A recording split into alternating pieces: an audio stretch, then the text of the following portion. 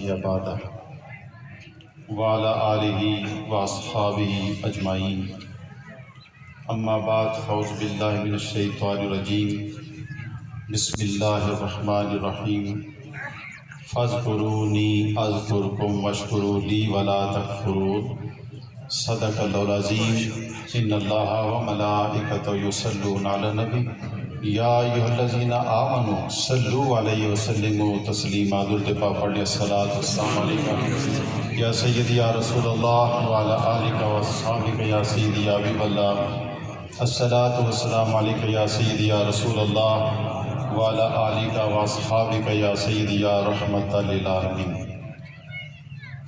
حاضرین محفل السلام علیکم ورحمۃ اللہ تعالی وبرکاتہ۔ ماشاءاللہ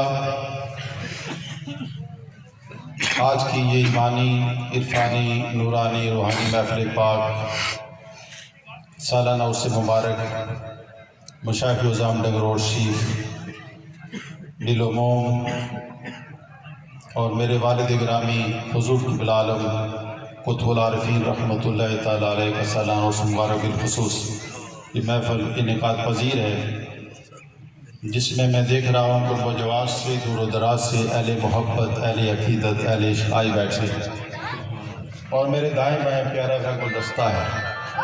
بہت سارے چیز میں دیکھ رہا ہوں جن کو ابھی ٹائم نہیں ملا۔ میرا اپنا مزاج یہ ہوتا ہے میں اپنا ٹائم بھی دوسروں کو دے دیتا ہوں، پھر محبت والے کہتے ہیں چند جملے آپ کے ہو ہی جائیں، تو دور دراز سے سارے آئے محبت والے۔ اللہ تعالیٰ آپ کو سلامت رکھے، ٹائم مختصر ہوتا ہے۔ تو یہ سالانہ عرس مبارک میرے جد اعلیٰ قطب الاقطاب حضرت خواجہ حافظ پیر محمد حیات رحمۃ اللہ تعالیٰ علیہ ڈنگر روڈ شریف، اور میرے جد امجد محبوب سبحانی حضرت ثانی حضرت خواجہ حافظ پیر محمد علی رحمۃ اللہ تعالیٰ علیہ فیض پور شریف، غوث زمان قطب دورہ حضرت ثالث حضور قبلہ عالم حضرت خواجہ پیر محمد فاضل رحمۃ اللہ تعالیٰ علیہ فیض پور شریف، اور حضور قبلہ عالم سیدی و سندی مرشدی و مولائی میرے والد گرامی قطب العارفین رحمۃ اللہ تعالیٰ علیہ، ان کا یہ سالانہ عرس مبارک ہے۔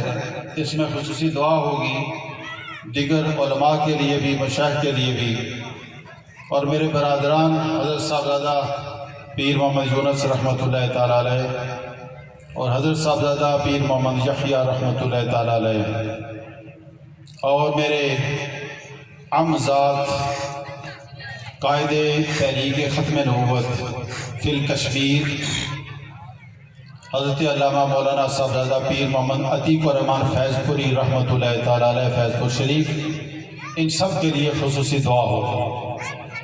ماشاءاللہ میں دیکھ رہا ہوں قرب و جوار اور دور و دراز سے سب حضرات اپنے سارے کام کو چھوڑ کر آئے بیٹھے ہیں۔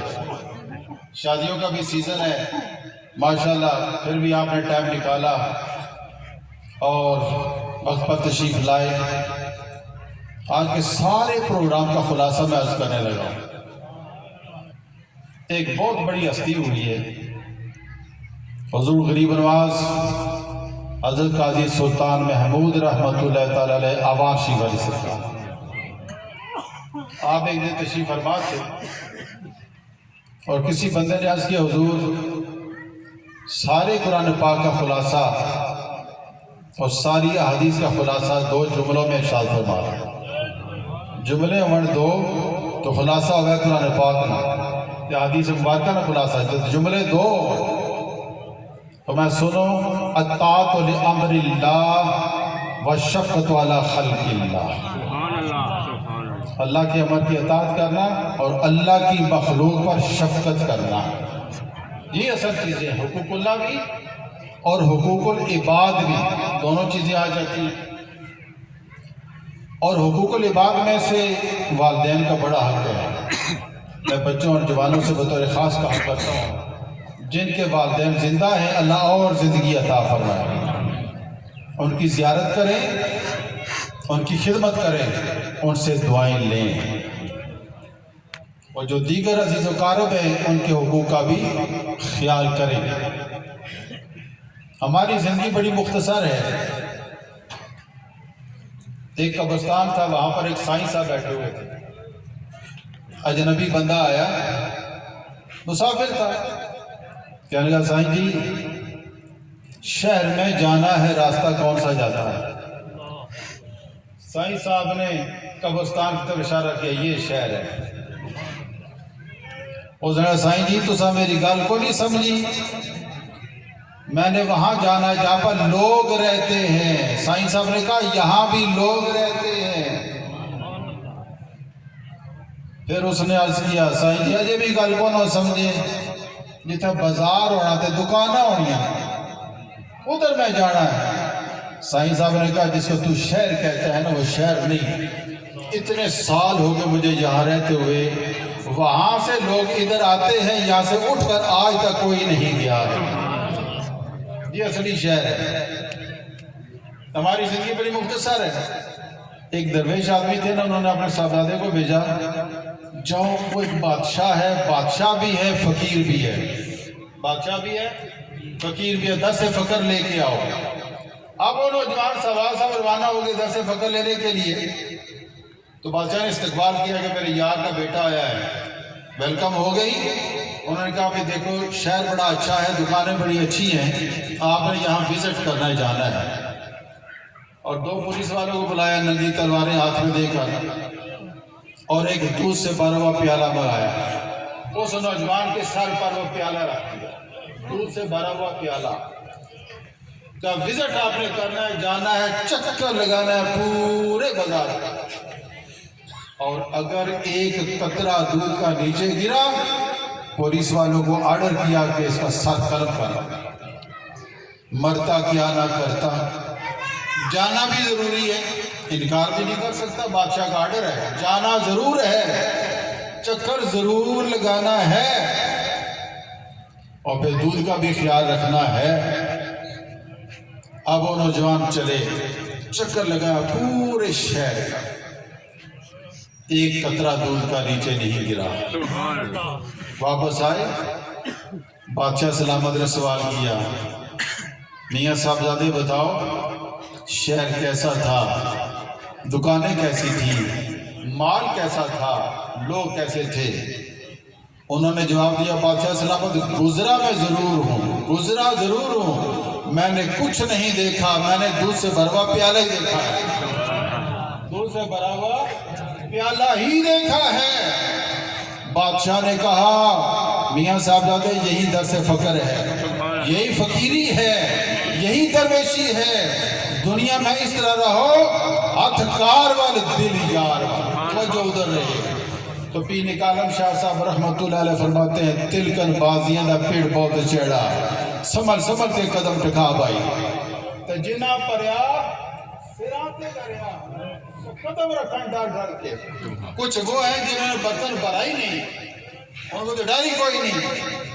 اور پھر کچھ وہ ہیں کہ جنہوں نے برتن بھر لیا ہے اور سر پہ رکھ بھی لیا ہے. جنہ پریا سراتے دریا قدم رکھن ڈر ڈر کے.